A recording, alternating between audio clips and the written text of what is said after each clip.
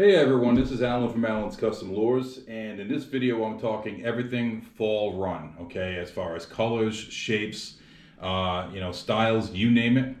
And yeah, the first video I tried to post got corrupted on YouTube for whatever reason, so I'm redoing the video. So this is going to be a good one.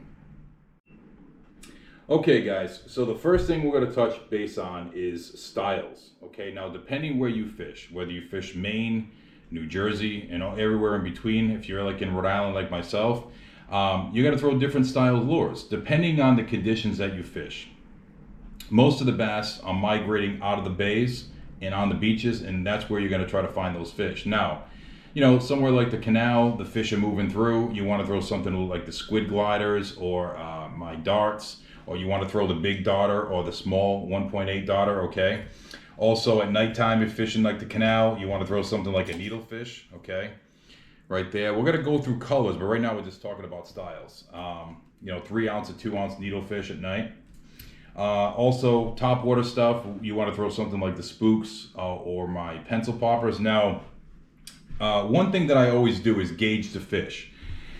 What I mean by gauge the fish is you really got to see what the fish are doing. If the fish are really aggressive, okay, that's when you want to throw something like a pencil popper. All right, they're aggressive, they're willing to chase, that's what you want to throw. Now, say you're not seeing many fish pop up, you're fishing the beaches or you're fishing the bays and you're noticing that it's not really a blitz going on, but you want to draw up some fish.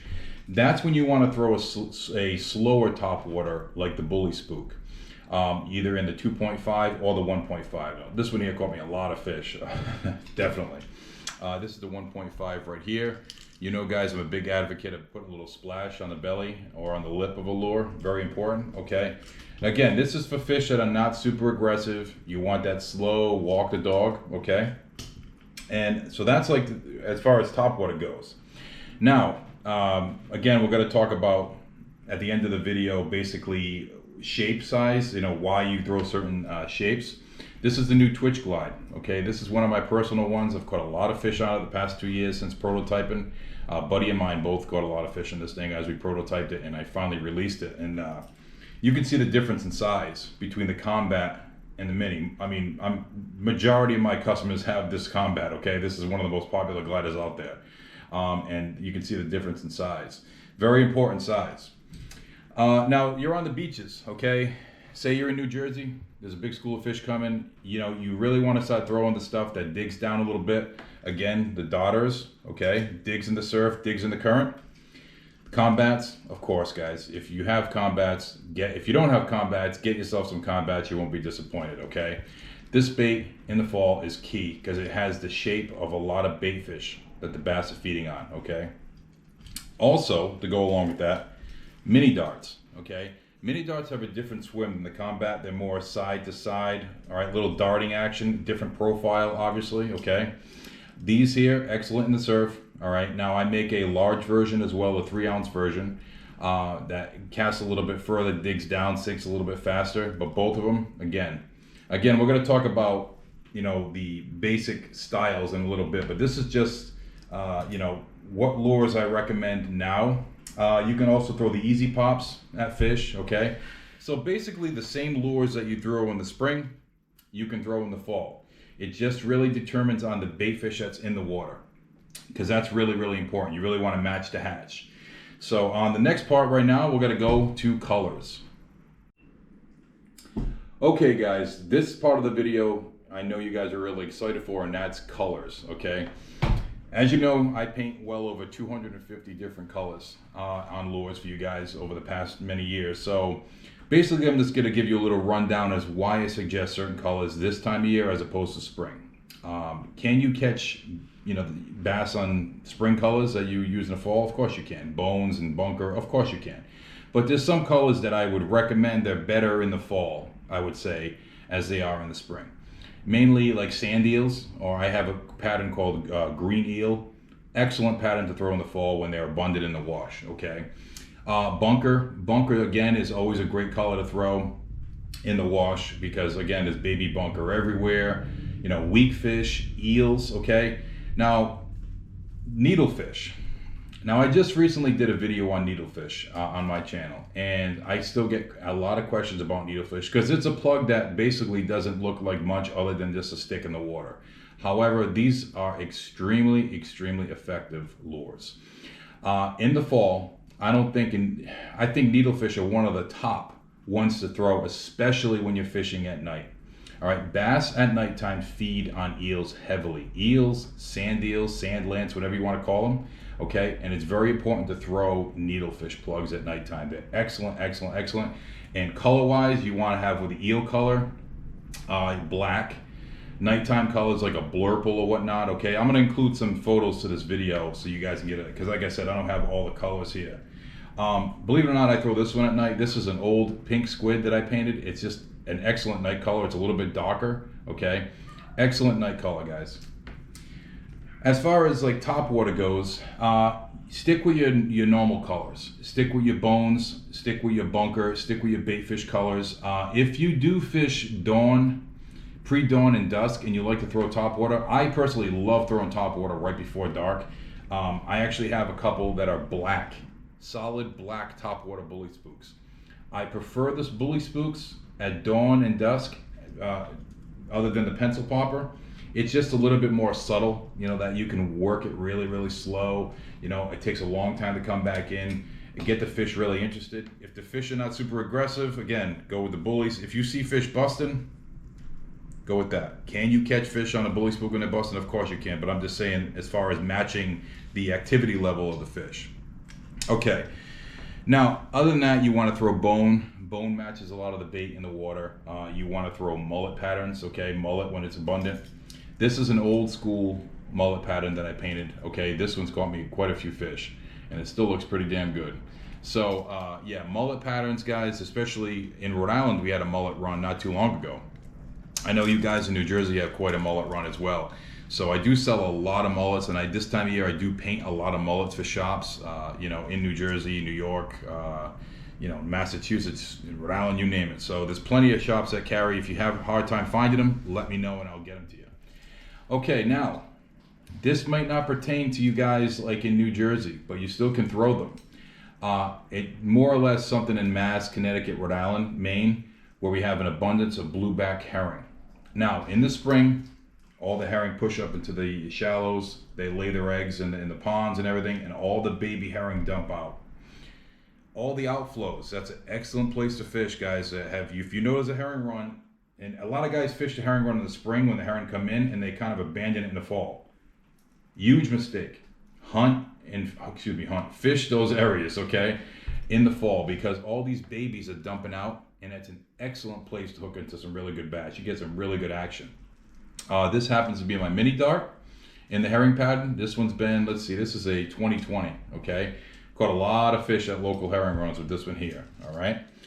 So basically, guys, those are the colors that I would definitely recommend, you know, in the fall. Natural colors that mimic the bait fish that you're throwing, you know, the eels, you know, the bones, because bone kind of matches everything. It's just, you know, you can also throw bright colors. Now, why would you throw bright colors in the fall?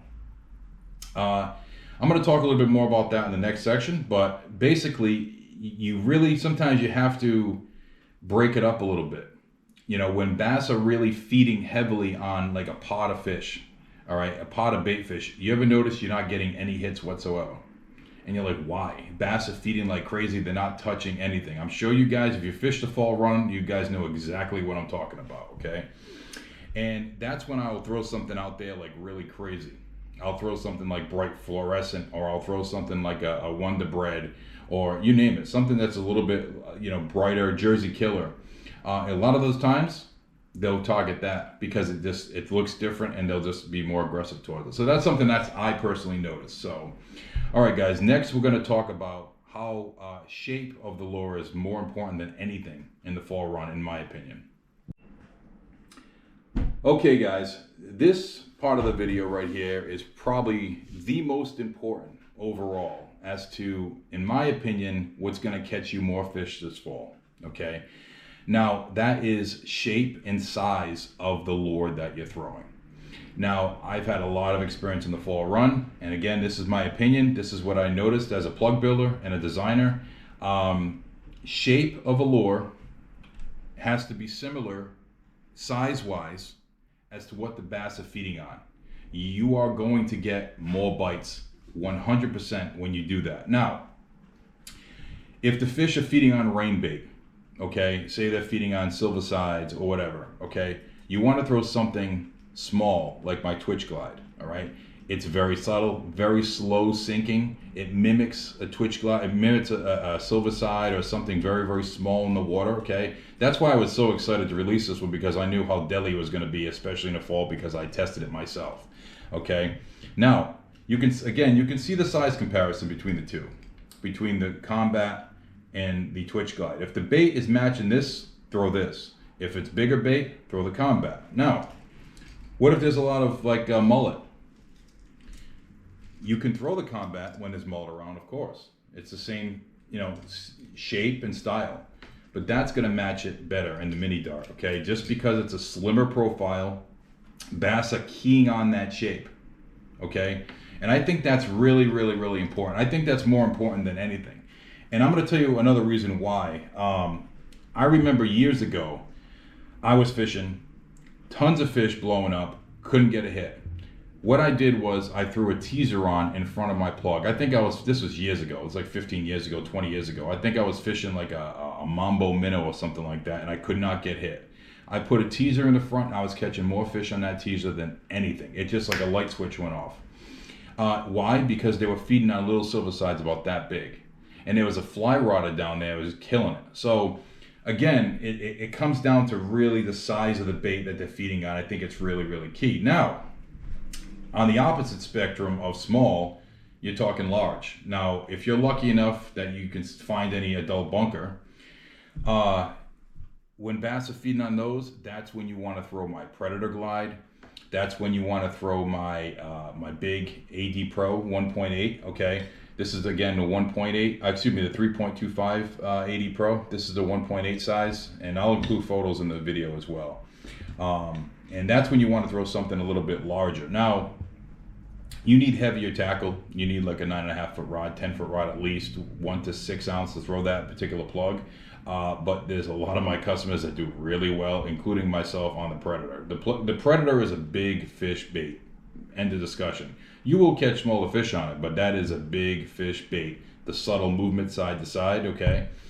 And bass go crazy over it. Now, the same thing rings true for topwater. Topwater lures, okay, small bait on top, throw something like the 1.5, okay?